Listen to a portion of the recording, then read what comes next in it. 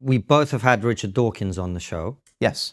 And one of the threads of conversation, particularly in this space that we all kind of semi-inhabit with from different sides with different feet, etc., is essentially that while some people can be new atheists and have a great life, and Richard Dawkins is clearly someone, you know, who enjoys his life and is not devoid of meaning and blah, blah, blah, blah, blah.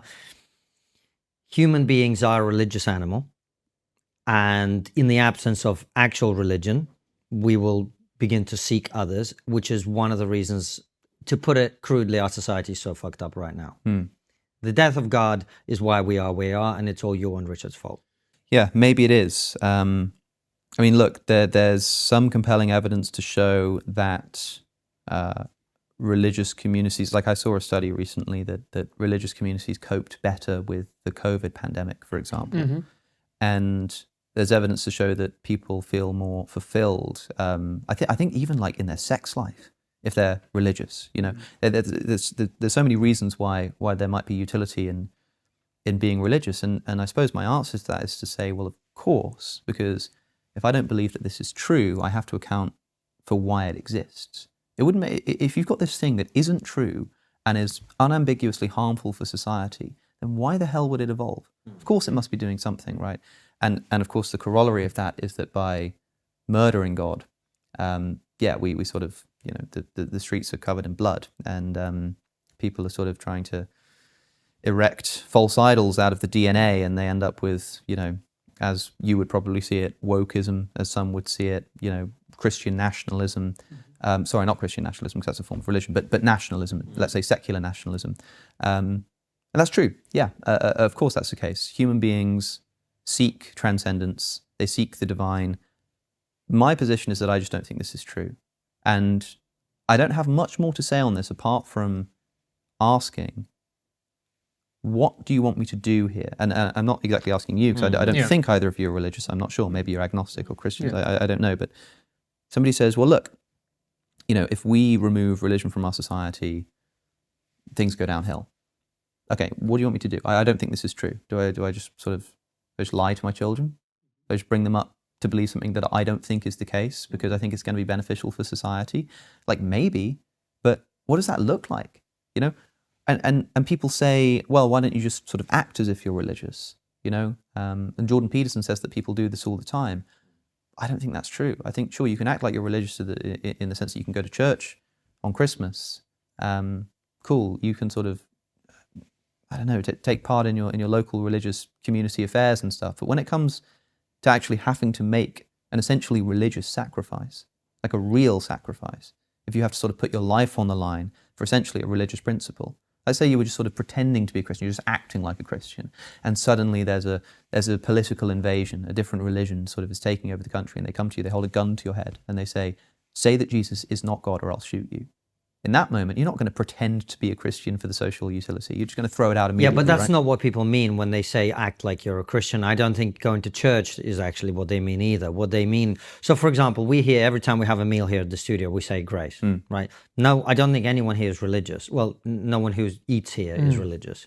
The woman editing this is religious, so she's upset with all three of us. Now, so what I think they mean is there are certain practices around religion that will make your life better. Yes. And I think that's definitely true.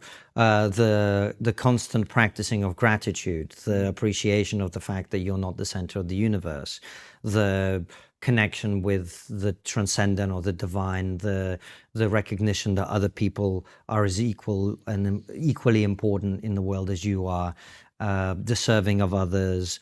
All of these things are practices that most religions have developed in one way or another that a secular person is unlikely to get themselves into because they're not natural to human beings. It's not natural to put other people ahead of yourself. It's not natural to practice gratitude. Most people, particularly in our society, don't, right? So I think what people mean when they say act as if you are religious is adopt some of the kind of the best things about religion. And it is an interim answer, by the way, because you mentioned children. Once you have children, it becomes very difficult. It's hard to explain to a 5-year-old why they should do something without the bearded man in the sky, which Yes. I know religious people will get upset with me about because it's an unfair caricature, but I use it exactly for that purpose. Not to mention talking about things like death. Yeah. I mean, I don't know. I don't have children. I know that you do. If you think, as you seem to be implying, being religious might have some societal benefit and some personal benefit, and that being an atheist might lead to being, more self-serving and less sacrificial and this kind of thing. I mean, are you going to raise your child as a theist? Are you going to teach them that God exists? Are you going to take them to Sunday school? I don't think I'm going to teach them either, actually. I think I'm going to let them discover their own way of relating to that thing that does exist. Whether it's not that it's God that exists, but there is a connection that binds all people, all human beings together in some way, and we all feel it. And the spiritual within us is part of that. Now, do you code that as the bearded man in the sky caricature, or do you code that as spirituality or whatever? Is up to you. But that thing exists. There's no pretending otherwise. But notice that's essentially what secular society does on a societal level. A secular society is not like an atheist society. It's not like sort of communist Russia that's actively persecuting religious ideology. It just says hands off. We say, look, I'm just going to leave it up to you. You can explore this religion, that religion. We just hope that there's some kind of unifying spirit that we're all just going to come together and get along, even though we're all exploring our own ideas. And that's the thing that people are pointing to and are saying is disastrous. No. They're pointing to Christopher Hitchens and Richard Dawkins and all these other people who continually attacked religion as a thing that should exist, right? God is not grey and all of this other stuff, Hitchens' book and etc. They were people who. This is my issue with new atheists, and it's when I lost interest. I wrote a whole thing about it called The Atheist Delusion on my Substack. Yes. It's not that people shouldn't question religion. It's the denigration of religion. Has that been beneficial? And that's where I started to lose my faith in atheism. The other thing that ties in with the new atheist movement, which I think a lot of people forget, is it also came about because of the excesses of the church and the Roman Catholic Church and the way that it covered up abuses. And so when people were criticizing religion at that time, that was still very fresh in the mind. But the power of the church, and especially the Catholic Church, has been utterly decimated. So they have gone from being this institution which had real power to being something that most of us don't really think about.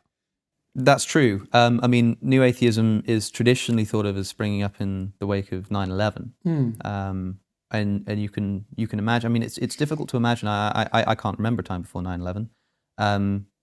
The idea of poor child. the idea It was such a great time. It was. such a great 9/11 was such a great Before time. It was. 9/11, it was Before. Oh yeah, Mate, the 90s were brilliant. I sort of They can't. Anytime I'm in an airport. I mean, I obviously didn't experience it, but I tried to think of what it must have been like. I mean, I can't. I mean, getting on a plane without sort of being thoroughly having my civil liberties just like frisked on the spot. It would feel unnatural to me. Mate, you used to be able to smoke on a plane.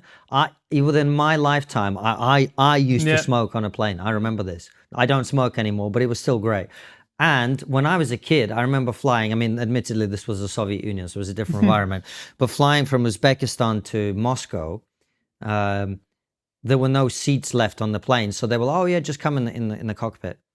Yeah, That's what it was like. yeah. You still can smoke on a plane, of course. You'll just be punished for it. But it's nice to remind oneself that there is still the freedom to do as you please. If you're an atheist, after all, Anyway, you're talking about everything is new permitted. atheism post 9/11. I don't remember a time. The thing that I can't imagine is people not really knowing anything about Islam. People not being really part of the political conversation. There's like the Muslim world over there, and there are Muslims living among us, and maybe there's a bit of sort of cultural antipathy or whatever. But now it's like huge political issue. I can't imagine that not being the case. And you can imagine why an event like this instantly thrusts it into the national conversation, because people want to say this isn't what Islam is about, and other people want to say this is what Islam will allow, and it becomes this huge political conversation. So you can see why a book like God Is Not Great is going to be extraordinarily successful in that moment, and that's the new in new atheism. I mean, there's nothing new about atheism, right? Yeah, I mean, okay, so it's like it's a moment, And that moment, arguably, has passed. The Catholic Church isn't probably like a seriously, I mean, it's still a seriously powerful organization, but like its cultural power in the UK, for example, is basically next to nothing. People complain about bishops having reserved seats in the House of Lords. That is a bit weird. That's probably not great. You know, why do we reserve seats in our parliament for bishops of the Church of England? But does it really matter? Like, really? Does it matter more than the fact that there are still any hereditary peers in our legislature? Like, maybe not. So yeah, it's just sort of not got this cultural force anymore. That's why it's sort of not cool to be an atheist anymore. People like to be countercultural, and in 2006, being an atheist was edgy. It was cool. You could be the guy to say, well, actually. Whereas now, the well, actually, technically, that's not true is coming from the religious side, I think. Well, I would push back on this slightly in that it's now very edgy to be atheist if you're going to criticize Islam. That's true. I mean, then The edginess then is it's not... incredibly edgy, and actually, let's be honest about it, downright dangerous. Oh, for sure, yeah. But I don't think that the edginess there is the atheism. It's not saying God doesn't exist. It's saying Islam is bad for society. Yes. Which is a totally different claim, you know. And okay, actually, maybe that was still the case with Christianity in New Atheism. It was like in America, people would say that Christianity is bad for society. You know, evangelicals are ruining our society, and that was edgy. But it wasn't dangerous. It wasn't dangerous. I mean, sure, going through the Bible Belt on tour, like Christopher Hitchens famously did a tour through the Bible Belt of America promoting God is not great. And like, you know, that's kind of funny, you know, how dangerous. I mean, sure, maybe he could have got shot or something, fine. But you can't really imagine him doing the same thing through the Muslim world. I mean, he'd been to the Muslim world as a political reporter, but he didn't do a book tour, God is not great. I mean, it's a different category, but it's also a different category of edginess. That's not New Atheism anymore. That's sort of, you know, that's its own breed of politic and philosophy.